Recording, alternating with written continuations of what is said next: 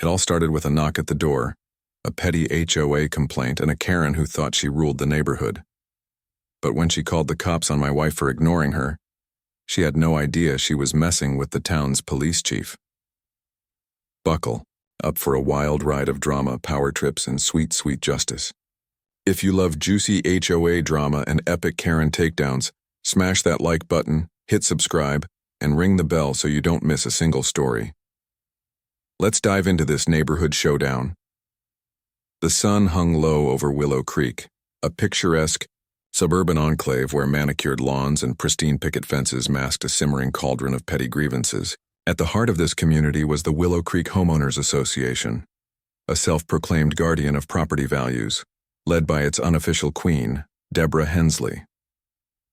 Deborah, a woman in her late 50s with a perpetually pinched expression and a clipboard that might as well have been surgically attached to her hand, thrived on control. Her days were spent patrolling the cul-de-sacs, her eagle eyes scanning for infractions. A mailbox slightly askew, a hedge an inch too tall, or heaven forbid, a car parked a fraction too close to a curb. To Deborah, these were not mere oversights. They were personal affronts, challenges to her authority that demanded immediate correction. Enter the Thompsons, a new couple in Willow Creek.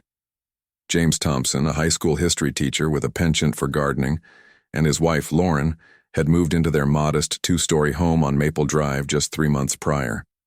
The couple was quiet, unassuming, and kept their property immaculate, a fact that should have kept them off Deborah's radar. But Deborah didn't need a reason to target someone. She needed a victim. Lauren in particular caught Deborah's attention. There was something about her calm demeanor, her refusal to engage in neighborhood gossip, that grated on Deborah's nerves. Lauren wasn't rude, but she didn't bow to Deborah's self-appointed authority either.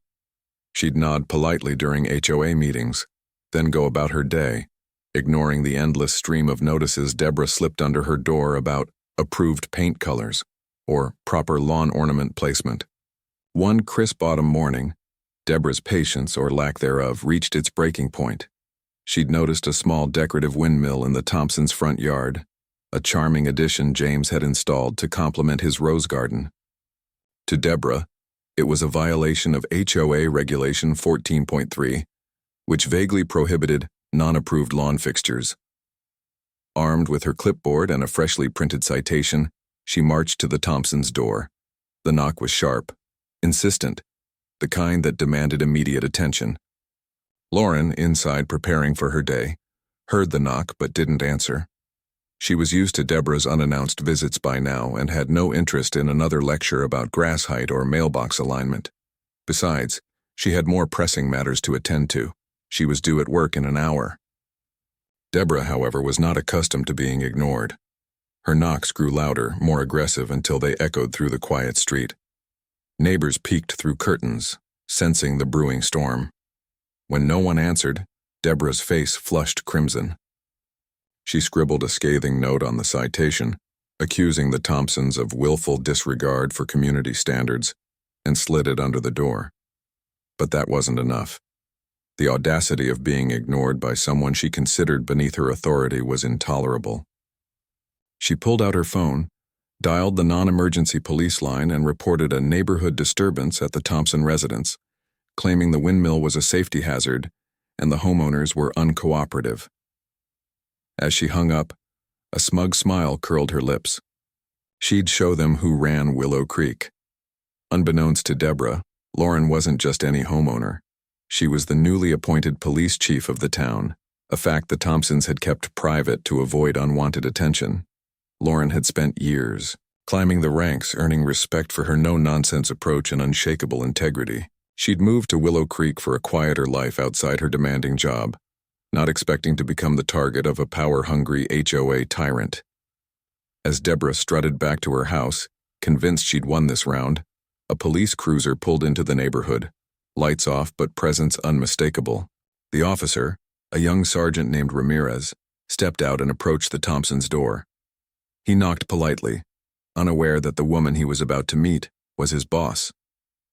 Lauren answered this time, her expression calm but curious. Ramirez explained the call about a disturbance and the windmill. Lauren's lips twitched, not in anger but in amusement. She stepped outside, still in her civilian clothes, and inspected the windmill. It was small, unobtrusive, and clearly not a safety hazard.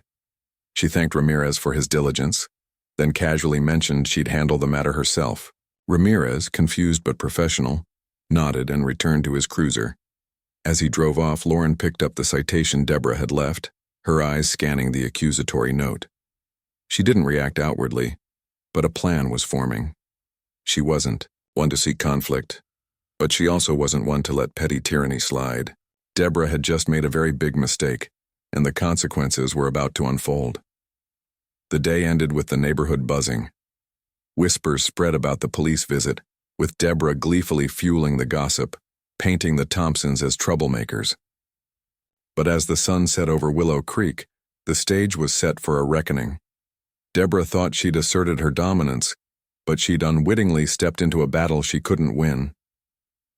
The next morning, Willow Creek woke to a new kind of tension. Deborah, emboldened by the previous day's events, decided to escalate her campaign. She'd spent the evening drafting an email to the entire HOA board, demanding an emergency meeting to address the Thompsons' repeated violations. The windmill was just the beginning, she claimed. She accused them of failing to submit proper landscaping plans, parking their car improperly, and even suggested their recycling bin was suspiciously overstuffed, a vague but ominous charge. The email was a masterpiece of passive-aggressive vitriol, copied to every homeowner in the neighborhood for maximum effect. By noon, the HOA board agreed to hold the meeting that evening at the community center, and Deborah was practically vibrating with anticipation. She envisioned a public shaming, a moment where she'd cement her authority and force the Thompsons into compliance. Meanwhile, Lauren went about her day with her usual calm efficiency. At the police station, she oversaw operations, reviewed reports, and handled a minor incident involving a local shoplifter. But the HOA email forwarded to her by a neighbor didn't go unnoticed. She read it during her lunch break, her expression unreadable. James, who'd come home to find the citation and heard about the police visit, was less composed. He wanted to confront Deborah, to tear up the citation in front of her, but Lauren placed a hand on his arm. She didn't need to say much. Her steady gaze told him she had everything under control. She wasn't interested in petty arguments or public spectacles. Her approach would be methodical, precise, and devastatingly effective. That evening, the community center was packed. Homeowners filled the folding chairs, some there for the drama, others genuinely curious about the Thompsons' alleged crimes. Deborah stood at the front, her clipboard now replaced by a stack of printed evidence, photos of the windmill, the recycling bin, and even a blurry shot of James's car parked slightly off-center. She began her presentation with a dramatic flair, outlining the Thompsons' supposed disregard for Willow Creek standards. She spoke of community pride and upholding values, her voice dripping with self-righteous indignation. The crowd murmured, some nodding in agreement, others shifting uncomfortably. The Thompsons notably were absent, which Deborah took as further proof of their guilt. What Deborah didn't know was that Lauren was watching. Not in person, but through a live stream set up by a sympathetic neighbor who'd grown tired of Deborah's reign. Lauren sat at home, her laptop open, observing every word, every gesture. She noted the faces in the crowd, the ones who supported Deborah and the ones who looked skeptical. She wasn't angry. She was calculating. Years of police work had taught her to read situations, to understand power dynamics, and to strike when the moment was right. Deborah's performance was laying the groundwork for her own downfall, and Lauren was content to let her dig deeper. As the meeting ended, Deborah announced her next step, a formal complaint to the city, requesting an official inspection of the Thompsons' property. She was certain this would force them to remove the windmill and bow to her authority. The crowd dispersed, some whispering about Deborah's overreach, others convinced she was protecting the neighborhood. Back at home, Lauren closed her laptop and turned to James. She didn't need to explain her plan. He trusted her implicitly. The pieces were falling into place, and Deborah's empire was about to crack. The following week, Willow Creek was a powder keg. Deborah's complaint to the city had triggered an inspection, and a city official was scheduled to visit the Thompsons' property. Deborah had rallied her loyalists. a small but vocal group of homeowners who saw her as the neighborhood's savior. They gathered on their lawns, watching the Thompsons' house like hawks, waiting for the official to arrive. Deborah stood on her porch, arms crossed, her expression triumphant.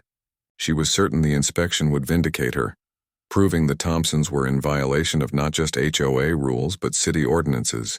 She'd even prepared a speech for the next HOA meeting, one that would cement her legacy as the woman who kept Willow Creek pristine. The city official arrived in a nondescript sedan, a clipboard in hand much like Deborah's. He was a middle-aged man named Mr. Grayson, known for his thorough but fair inspections. Deborah greeted him eagerly, handing over her stack of evidence and launching into a tirade about the Thompsons' windmill. Grayson listened politely, jotting notes, then approached the Thompsons' door. Lauren answered, dressed in a crisp blazer, her demeanor professional yet warm. She invited Grayson inside, offering him coffee, which he declined. The inspection was brief. The windmill was well within city guidelines, and the property was otherwise flawless. Grayson thanked Lauren and prepared to leave, but not before she handed him a folder of her own. The folder contained a detailed report, compiled by Lauren over the past week. It documented Deborah's pattern of harassment, not just against the Thompsons, but against other neighbors as well. It included emails, citations, and testimonies from residents who'd grown tired of Deborah's overreach. Most damningly, it highlighted violations on Deborah's own property. Her fence was a half-inch too tall, her shed lacked a proper permit, and her dog's incessant barking violated noise ordinances. Lauren had done her homework, using her access to city records and her network of colleagues to build an airtight case. Grayson read the report in silence, his expression neutral. He thanked Lauren again and left, promising to follow up. Deborah, watching from her porch, assumed the inspection had gone her way. She didn't notice Grayson's car pulling into her driveway next. When he knocked on her door and began asking about her fence and shed, her smugness faltered. By the end of the day, Deborah had received her own set of citations, each one a mirror of the petty complaints she'd leveled against others. Word spread quickly and the neighborhood's mood shifted. The whispers now were about Deborah's hypocrisy, her violations, her fall from grace. Lauren didn't attend the next HOA meeting, but she didn't need to. The board, emboldened by the city's findings, voted to remove Deborah as president. A new election was scheduled, and a quieter, more reasonable neighbor took her place. The Thompsons' windmill remained, spinning gently in the breeze, a symbol of their quiet victory. Deborah retreated into her house, her clipboard abandoned, her authority shattered. Willow Creek settled into a new rhythm, one where neighbors waved instead of watching, where petty grievances gave way to community.